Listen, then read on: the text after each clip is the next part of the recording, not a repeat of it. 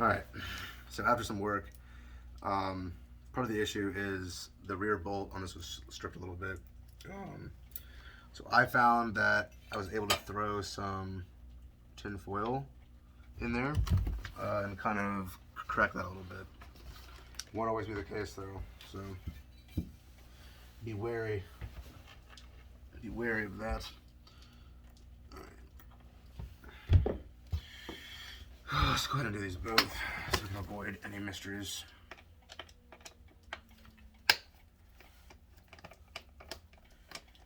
And then I don't know if I'll ever really use the F6 frames. As I mentioned in one of my previous videos, most Flying Falcon, like the F6 and the F7, I do believe come with like a option to rocker the frame very easily using these bolts. And Power Slide also offers pretty much the same thing. So let's go ahead and do this back one first.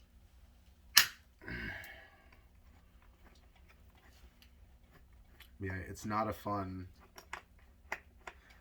task getting these off for the first time. Sometimes those factory seals really like to be tight.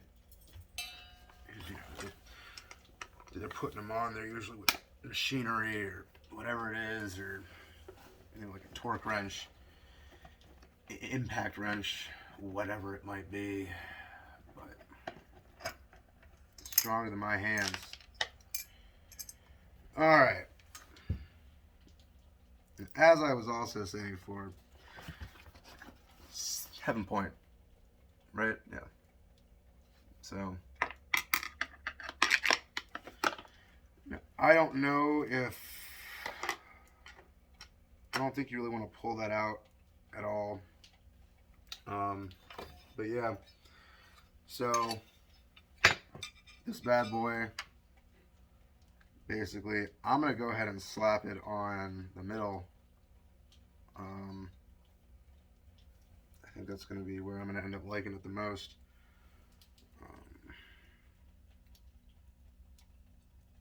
Make sure this didn't come with the bolts. So yeah. As far as I can tell, it's going in right on top of the old stuff.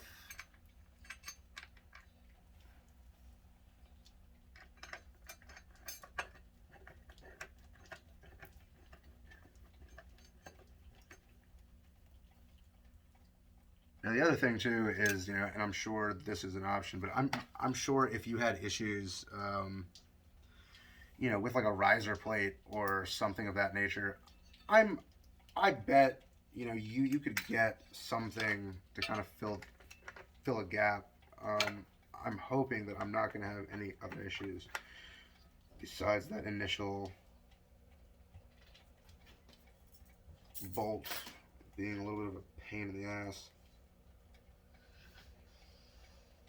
And you can only really get these so straight by eye. You come back and adjust it at some point. Yeah, the first one's on there. Kind of got a little bit of a cool little colorway there. I can dig that.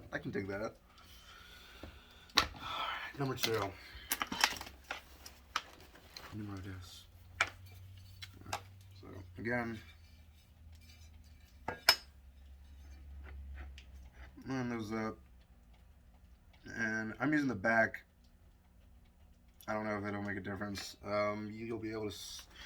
You can obviously switch them up as needed. That's not a big deal. Take your hardware off and on. It's something that you should get used to doing. Being comfortable with that, just making repairs.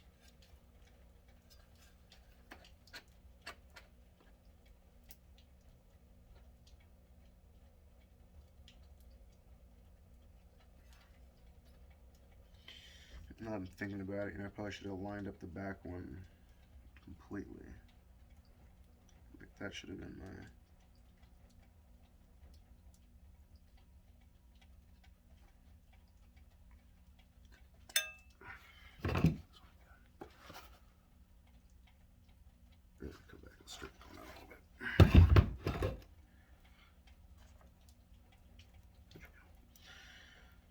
All right, baby.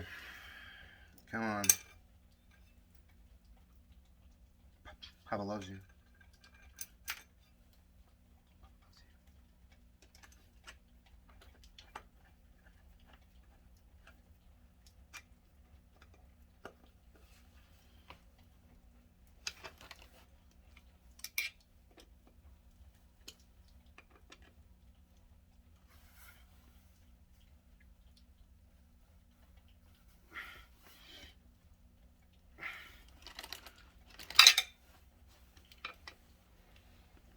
There. You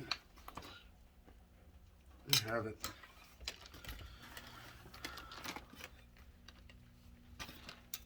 Just tighten this up.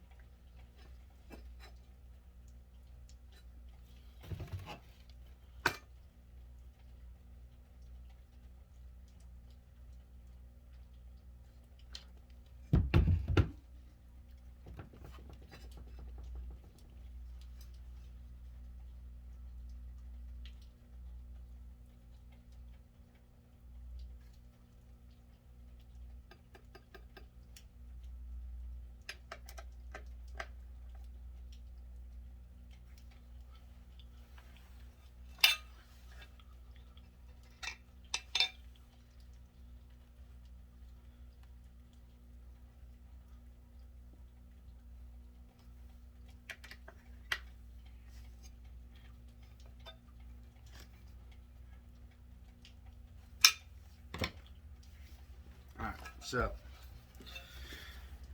the next task inherently will be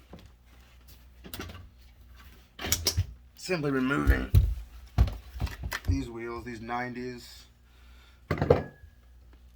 and throwing them on the frames.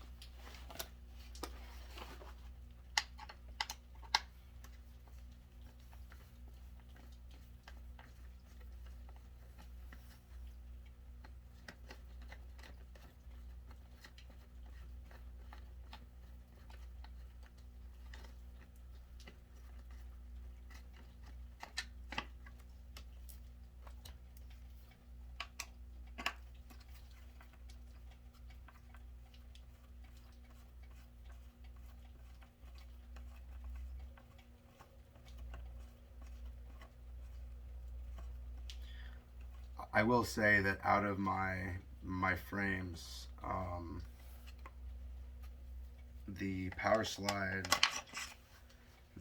this frame, while it is metal, I believe this is one of their like casted, either like aluminum or magnesium frames, and I gotta be honest, I don't like it.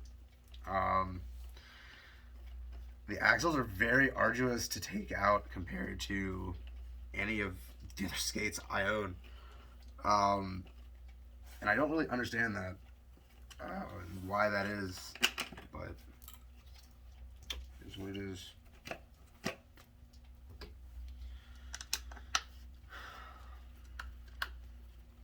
And these are pretty new wheels. These are actually some of the wheels I learned to basically skate with. You'll see on the other pair, I think, more clearly how worn down they are, because I get the dreaded UFO from all my sliding and braking practice. But it's just the way it is. You can see those, the UFOs, this little spaceship wheels.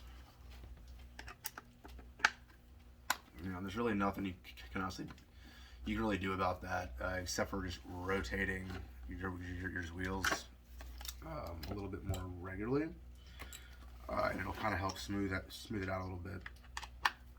But yeah, no, I'll actually have to look into that and see if there is something that I can do to kind of like sand them down or grind them out or something. As far as I know, that's just the way it is. Yep. Gonna get lucky today and get out there. The sun is shining quite brightly. It's just cold enough to keep it out of the street. So we gonna go, baby. We gonna go. Alright. That's it. They're free. Alright, so what I'm going to end up doing is kind of switching these up a little bit. So I'm going to put like my, I guess like least worn, wheel, and you always kind of want to put your highest edge on your inside, okay? Because that's going to help to grind them back down a little bit. I'm going to put my front wheel on the front wheel. It's going to be just fine.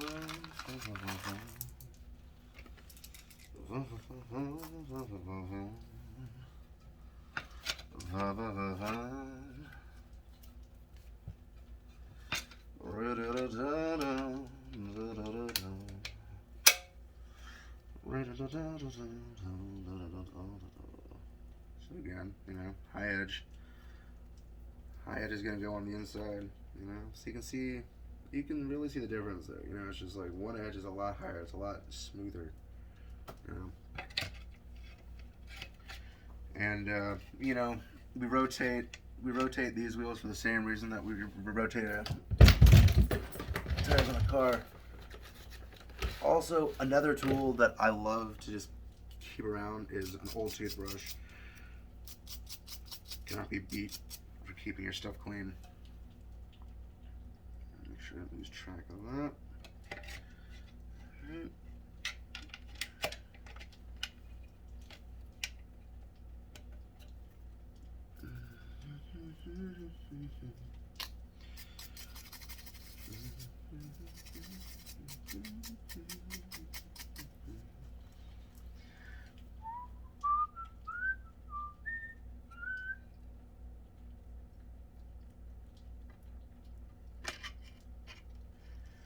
And one of the main reasons that I'm putting all these on the same side as they were is because I am more proficient on my right foot as far as balance than I am on my left foot.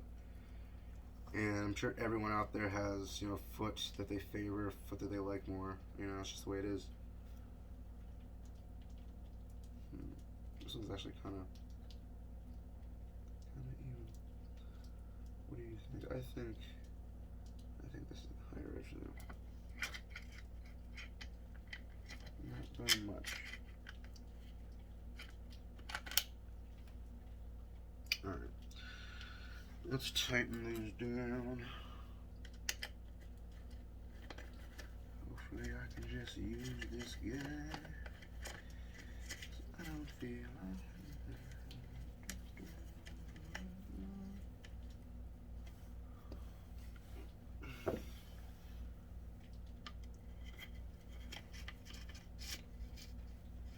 pretty smooth.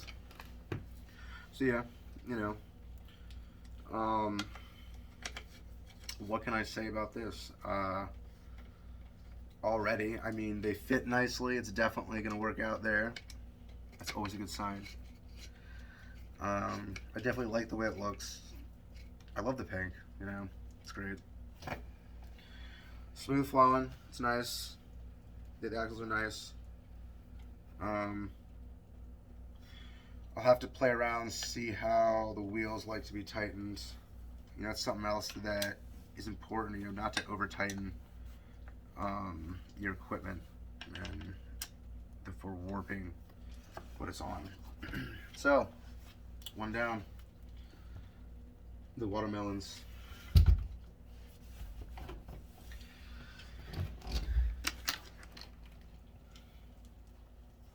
Now for two. So again, these aren't really subject to as much of the same issues as the other ones had. Because I didn't wear these down as much. Realistically, you know, you do kind of want to swap out, you know, where you're putting your wheels. Like, supposedly there's a way that you can rotate wheels to get a natural rocker, you know, outside of already having either a pair of Wizard skates or endless frames. Your wheels will eventually rocker naturally. And the whole idea behind a rocker is to basically give your wheels more of a feeling of being on ice, and you inherently give your skate a curvature. So the wheels in the front and back are slightly smaller. Now you can do this quickly and rather efficiently if you just have, you know, two different size wheels. If you have a 90 and 100, slap it on your skate, and it works pretty much exactly the same. Like, I'm actually working on trying to get a pair of 120, or I guess a set of 125s and a set of 110s. So it's like inherently, you know, you'll be able to have that deep, you know, like a deeper rocker. Now, probably like a more efficient setup would be, you know, 110s and 100s. You know, so, and wheels are getting harder to come by, so can't really be too choosy with everyone out there trying to buy skates and wheels and everything else that comes along with that. So, yeah. So again, just tighten it all down, making it beautiful. I'm sure a lot of this will maybe be sped up, but if you're still with us, bless you. I thank you. Jasmine thanks you. And we love spending time with you, you know?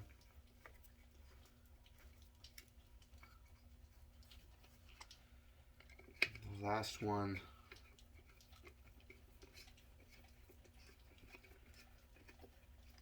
It does make you happy, you know? I can't lie about that. Puts a smile on my face, something about it. There you go. My first setup with the endless frames in the Enduro. I think this is the Enduro Pink, or like the Glow Pink, I'm not sure, or the Electro Pink. But yeah, this is it. So I will get out there and skate and maybe record some of me skating and probably falling on my ass for the first few tries. But I'm very excited. And again, thank you guys, you know, if you guys are still watching this. Yeah, really, really cool. The endless frame here from Endless. It's the name is the name. And again, I have these sitting on the Falcon F6. I will dub these the watermelons as such. But yeah, good times. Well, the next video you see will certainly be me skating. So thank you guys again for watching, and I will catch you next time.